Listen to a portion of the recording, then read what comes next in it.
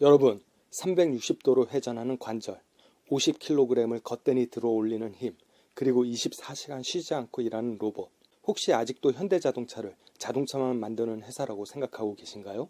2025년 1월 미국 라스베이거스에서 열린 세계 최대 테크 박람회 CES. 그 자리에서 전 세계는 현대차를 다시 보게 됩니다. 오늘은 현대차가 공개한 로봇 기술의 실체, 그리고 왜 자동차 회사가 로봇에 올인하고 있는지, 그 진짜 이유를 하나씩 짚어보겠습니다.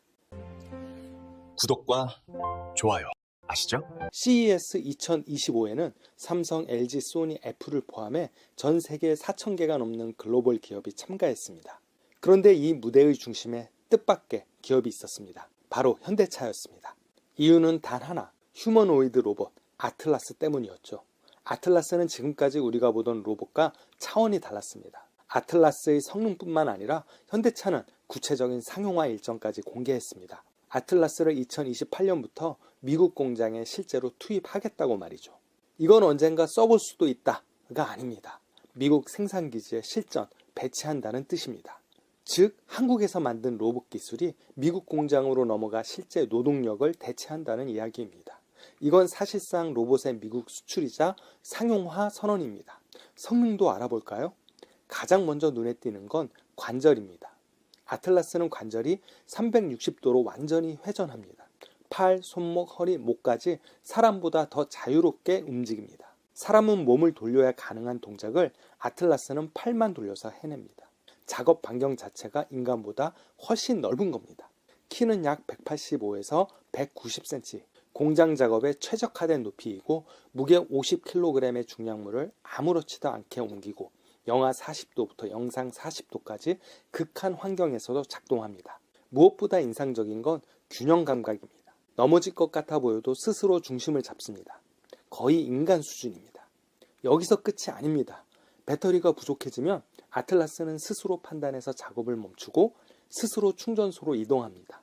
배터리를 교체한 뒤 아무 일 없다는 듯 다시 작업에 복귀합니다. 사실상 24시간 무한 작업이 가능한 구조입니다. 이쯤 되면 이게 얼마나 대단한지 감이 안 오실 수 있습니다. 그래서 경쟁사와 비교해 보겠습니다. 테슬라는 옵티머스라는 휴머노이드 로봇을 개발 중입니다. 하지만 아직은 시제품 단계이고 동작 속도도 느립니다. 주 용도는 테슬라 공장 내부 작업입니다. 중국은 최근 저가 휴머노이드를 대량으로 쏟아내고 있습니다. 하지만 정밀도와 내구성에서 한계가 명확합니다. 그에 비해 현대차의 신형 아틀라스는 전기 구동 방식으로 효율적이고 360도 관절로 작업 반경을 극대화했습니다. 2028년 실전 배치, 2030년 양산 목표, 지금 공개된 휴머노이드 중 가장 현실적으로 상용화를 바라보는 로봇, 그게 바로 현대차의 아틀라스입니다. 현대차는 자동차를 정말 잘 만듭니다. 내연기관도 잘 만들고 전기차도 경쟁력이 있고 하이브리드는 이미 인정받았고 수소차는 세계 최고 수준입니다. 제네시스는 미국에서 프리미엄 브랜드로 자리 잡았습니다. 그런데도 문제가 있었습니다.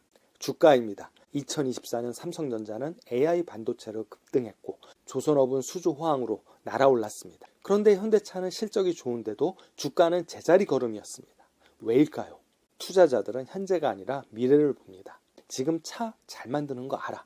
그런데 10년 뒤는 자동차 산업은 이미 성숙기에 들어섰습니다. 인구는 줄고 보급률은 포화 상태입니다. 중국 전기차 업체들은 저가 공세로 시장을 흔들고 있고 BYD는 이미 테슬라를 제쳤습니다. 자율주행이 본격화되면 차량 공유가 일반화되고 개인이 차를 소유할 이유는 줄어듭니다. 로봇 택시가 대중화되면 자동차 판매량 자체가 줄 수 있습니다. 이게 바로 현대차 주가가 눌려있던 진짜 이유입니다.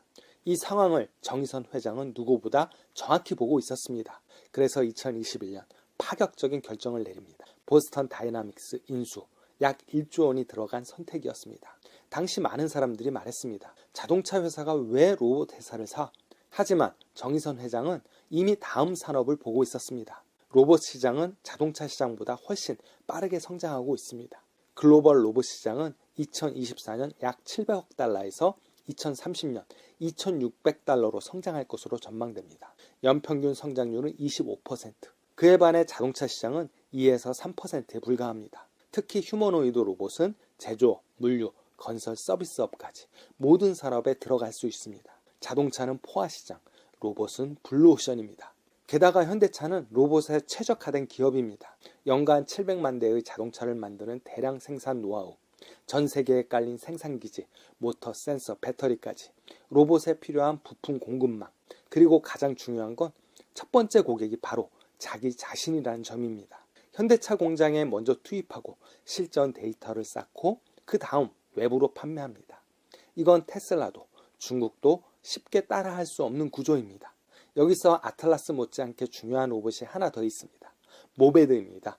모베드는 바퀴 4개로 계단과 울퉁불퉁한 지형을 주행합니다. 독특한 휠 구조 덕분에 지형 적응력이 뛰어나고 위에 다양한 모듈을 올릴 수 있습니다. CES 2025 최고 혁신상도 받았습니다. 공장 자재 운반, 위험지역 정찰, 물류와 건설 현장, 기술 난이도가 낮고 수요가 명확하기 때문에 아틀라스보다 먼저 상용화가 될 가능성도 큽니다. 하지만 퍼즐이 하나 남아 있습니다. 자율주행입니다. 현대차는 하드웨어는 강하지만 자율주행 소프트웨어는 약점입니다.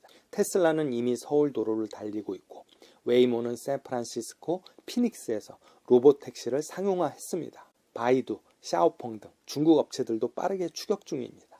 그래서일까요? CES 2025에서 젠슨 황은 자율주행 시장 진출을 공식 선언했고 그 직후 정의선 회장과 비공개 회동이 있었습니다. 그 만남 내용은 확실히 모르지만 엔비디아 플랫폼을 탑재해 현대차의 자율주행 약점을 메우려는 정의선 회장의 의도 아닐까요? 이제 현대차는 자율주행 전기차를 만들고 공장은 휴머노이드가 운영하고 로봇을 글로벌 시장에 판매하는 기업, 자동차 회사가 아니라 모빌리티와 로봇, AI를 결합한 통합 기술 기업입니다. CES 이후 현대차 주가는 하루 만에 15% 급등했습니다. 현대차가 10년, 20년 뒤를 어떻게 준비하고 있는지가 명확해졌기 때문입니다. 지금의 현대차는 자동차 회사가 아닙니다. 자동차 플러스 로봇, 그리고 AI 기업입니다. 2035년 우리는 이렇게 말할지도 모릅니다. 현대가 자동차 회사였어? 현대차의 미래가 너무 궁금합니다. 여러분은 현대차의 이 변신을 어떻게 보시나요? 시청해주셔서 감사합니다.